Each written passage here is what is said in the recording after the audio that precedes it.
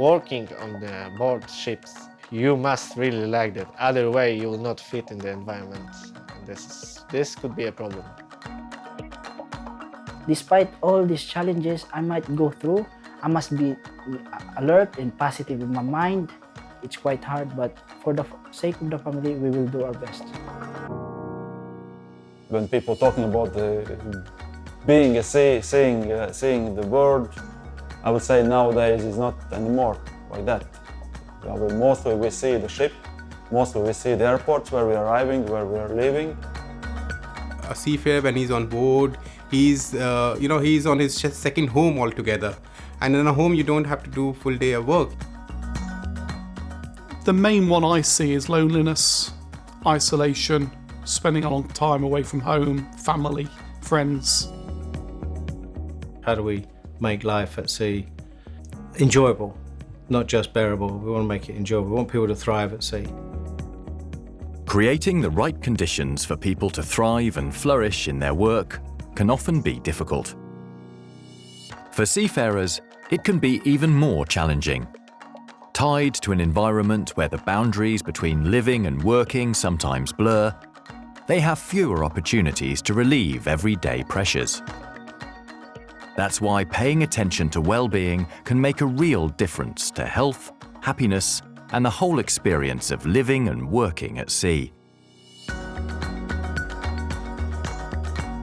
Well-being at its very simplest is a sense of feeling healthy and well and happy and contented.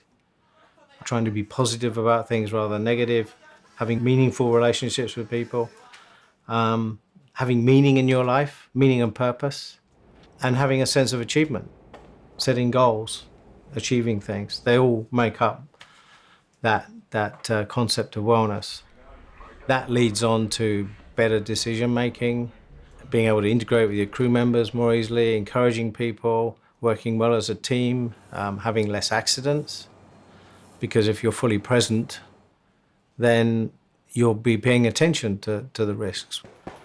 And it doesn't take a lot to change it. It's a bit like going to the gym. You've got to be committed to do it. The good news is that we can do a lot to control our well-being. And it can start by simply becoming more aware of the positives in everyday life. Sometimes when you woke up, it's like feeling, it's work again. Too many works to do. So if you have on deck, you have jobs like shipping. It's like, this is work, but for me, it's also a fun work. You think for yourself, it is not so bad. It's like working on your free time. Yeah. When day-to-day stresses build up, positivity can be hard to find, which makes it even more important to notice when we're happy. I think it's very important that we appreciate what we have today, appreciate the nature out there. If you go out and spend just 15 minutes out on the deck and see your surroundings out there, it's a beautiful world, it's a beautiful nature all around. A common man will not find that on any particular day. With fewer opportunities for shore leave, rest periods on the ship become ever more important as a break from the work environment. So when you have the chance, make time for doing things you enjoy. After dinner or after work for the whole day, it's either I'm watching movies or reading books. Books that talks about action, the mystery, reading the next sequel, the next book about it. I also like playing video games when I'm bored of reading books. Doing physical exercise somewhat helps to take out stress from me. It helps my body relax after a long, tiring day in work. When you're really focused on something challenging, you can lose a sense of time passing, and that can be when you're at your happiest. This is known as a flow activity. the best flow activities are so physically or mentally stimulating and absorbing that you can't think about anything else. The state of flow feels good in the moment, and the more you do it, the more your well-being accumulates over time. Flow activities aren't just confined to the gym or rec room, they can also be work or learning related. I'd like overhauling, because every day when there is overhaul something, machineries or whatever, I could discover more and more, and I can expand my knowledge more and share it to my colleagues. Whatever I have experienced, how to do this in the right way, in a safer way, and the fastest way. Learning a new skill or studying for a qualification can lead to one of the cornerstones of well-being, achievement. But equally, achievement could be simply staying fit and healthy and earning money to support a family. Achievements can be wide-ranging. There could be the planning of moving a house, buying a new pet, having a child. And the fact of planning then allows you to put some structure in around how do I get there? And then those milestones give you that sense of achievement, so you know you're making forward progress. And when times are tough and you're going through a low patch, you can look at those goals and say, I've got something I'm aiming for. I do have license for third engineer, and now I keep on studying just to make higher ranks, and hopefully in the near future I will be a good third engineer. Well-being also depends on how well we get on with those around us. Research shows that the times we are truly happy and joyful often involve other people. Basically, we're social animals. We don't like to be alone.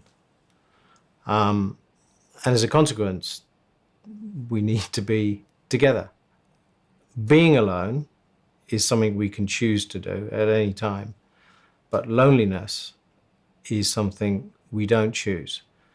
So we need to keep people away from loneliness. And the best way to do it is to be social. When Saturday night comes, after dinner, the galley personals are there, also the deck guys as well as the engine guys. They get together. They have this karaoke that they are doing, so just to enjoy their weekend. We should create the opportunities for people to come together. It allows you to share with other people how you feel. They can share with you. You can feel you're not alone. You can share the upside of life and the downside of life. But it's an important part of being human. The crew are good, they're approachable, they let me feel like I'm still at home. They're always kind. I learn a lot from them.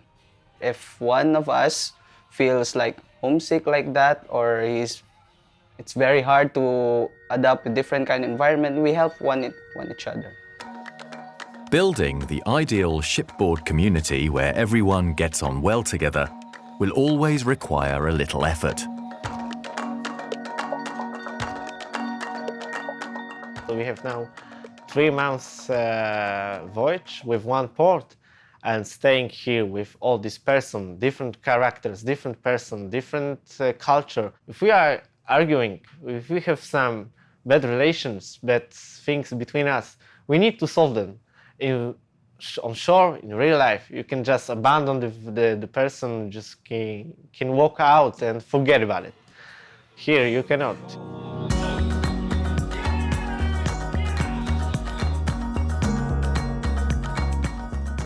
Why not make the colleagues as a friends?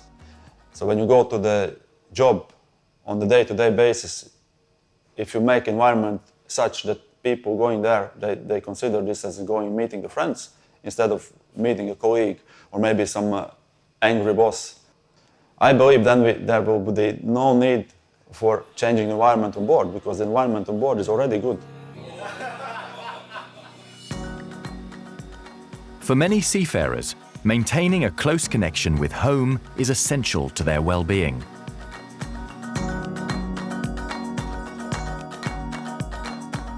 Being not able to go ashore is okay as long as I have contact with my family. It's very important for me because they are the one who motivates me to overcome all of the stress. Opening up to friends and family about any worries and negative feelings can provide valuable perspective and help to keep relationships strong. My dad has been at sea for the longest time, probably longer than, living on land. When my dad left, my mom was pregnant with me, and when he came back, I was more than a year old. And we as a family have developed ways to cope. I think personally, communication is key. If you have wife or husband, if you have children, probably everybody miss them. So if you have bad mood, if something is happening to you, you just can contact with them anytime you can. This is very important for your mental health. It's like an excitement for me at the end of the day because I know I will get a message from them, and it is a relief. Internet access, calls, messaging, and social media can help strengthen relationships. But sometimes this always-on connection with home life can put seafarers under pressure. The fact that they have live connection to home, they get real-time crises brought on board the ship. So many years ago, your child may have broken their leg, and you wouldn't hear about it till you get a letter, and the letter would say, little Johnny broke his leg, but he's all right now. Now, little Johnny's broken his leg, I'm waiting for the ambulance. Everything's in real time, which you then feel hopeless to do something about. We need to be aware of that, and we need to help prepare people on board and families that they need to manage those messages quite carefully.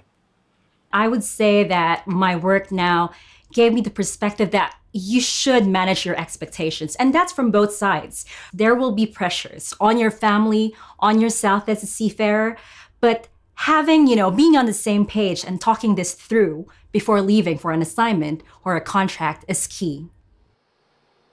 I make sure that my family understands that at this time, it's time for work and it's no time for Facebook or anything. Work is work and Facebook is Facebook. So it's all about time management. Well-being can also come from a sense of purpose in your life. This is what makes you get up in the morning, and could be the reason you've chosen to be a seafarer rather than working ashore. But the things people give greatest value to are different for everyone. This job is really hard, I would say, but I liked it. Cadets don't have any special duties or responsibilities on board, but still, we don't have much time for ourselves, because what is our main purpose to be on board? Learn, gain knowledge, raise yourself. So most important for me is to learn to become a proper officer, not to become a model. This is main purpose. Passing on knowledge or mentoring can also give people a sense of purpose and helps to build self-esteem. Mentoring is giving back. I think it gives people a great sense of achievement, that they're actually being useful in the world. They're not taking, they're giving. And I think any element of giving, volunteering, whatever it happens to be, makes you feel much better as a human being. Normally, when I have a cadet here, I am teaching there what is my job, what is the principle of the machineries, and how to be a young and good future engineer. Every person on board ship has a responsibility towards each other to look after their own crew. It can be called a mentoring, it can be looking after your own crew, your own family members altogether. I learn a lot from them. What have they have encountered, those mistakes, and I'm just enjoying my work, and I love doing the things that I am doing right now as a seafarer. And there's one final element that improves our mood and outlook. It's the feeling of vitality we have when we pay attention to our physical well-being. Exercise produces a number of neurochemicals that allow your brain to thrive. Equally, nutrition does. So if you feed your gut well, you're producing the right chemicals, again, for your brain to feel, for you to feel better as well. Sleep is an incredibly important part of your day. Sleep regenerates the cells in the body. It allows your brain to assimilate all the learning that you've had during the day. If you don't get enough, then it doesn't discharge enough information, and therefore you haven't learned much from the day. So if you can create the right environment for your brain to thrive, you're going to feel better. It's as simple as that. Being physically active is one of the most important tools for resetting a person's outlook and starting to feel better. Nowadays, captain is sitting in office quite a lot. So just to change this environment, I try to go as much as possible out on the deck, have a fresh air, see something more around than the emails and the paperwork and things like that. The gym is another option to reset and get away from the sea environment, just to change the environment. So gym is a very good place to be. Even when space is limited, it should still be possible to work out on board. And if you're able to get outside to exercise, even better. Normally, every Saturday in the afternoon, we are playing basketball just to hang out, and we are so happy. We just play like a family, like brothers. Doing enjoyable activities, building your sense of achievement and purpose, and getting quality rest, food and exercise will all help build a solid foundation for well-being. But coping through difficult times can still be a challenge. If you have personal problems at home, maybe I'll ask some advices to some guys in here, but not really talking to them what my problem really is. And just asking them, what if I'm going to just cite an example, what if it happens to you or like that? So that you can ask some advices, some suggestions, and then you can also absorb it, and maybe it will come as a solution to you. How will you going to overcome the problem that you're facing right now? Luckily, seafarers never need to be entirely alone with their problems. There are many support organisations that can help.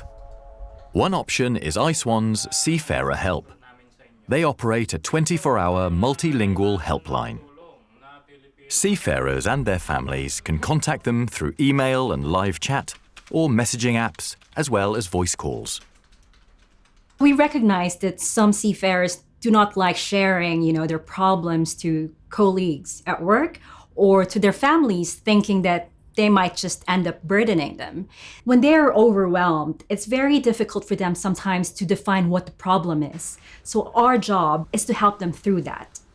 Our team is here to make them feel comfortable, support them throughout the process. But ultimately, it is their decision to make on what they want to do about the situation. It's important to recognize the signs of stress or anxiety in yourself or in others. Typically, people tend to slow down, may get quite anxious about things, could get irritable, disengage from the community on board. And I think the crew need to be able to recognize those things. I mean, if you do know your fellow crew well, you can see a change. And if you see a change, then I think, as human beings, we naturally like to rally around and help them out.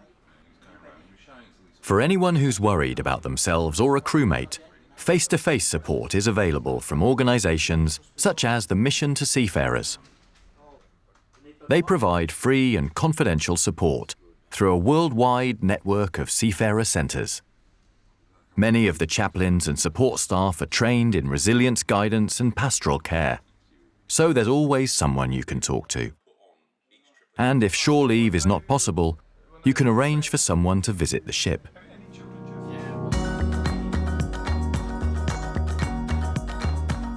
We are a global organisation. We are represented in so many ports around the world that the seafarers have not got to look too far to get some help. You do get those signs from the seafarers. Maybe those that when you meet on board, those seafarers that don't want to go ashore. And I think that's the importance of the mission. That's why we're also, as a society, very proactive about visiting as many ships as we can once they come into the port. As soon as somebody comes up the gangway and says, I'm from the mission, the seafarers then know this is somebody I can talk to, this is somebody I can pour my heart out to, if need be. There's always something we can do to improve how we feel and to become better able to cope with what life throws at us. Whether it's drawing on our inner resources or looking outside ourselves to friends, family, crewmates, and support organisations. We all want to feel satisfied in our lives, and it really is in our power to achieve this. To get you started, remember these 5 tips. Do more of what makes you happy. Keep learning new skills. Connect with people. Give to others. And be physically active. Even if you have a problem, try to think that all of the problem has a solution. Every day, think it as a blessing and always positive vibe.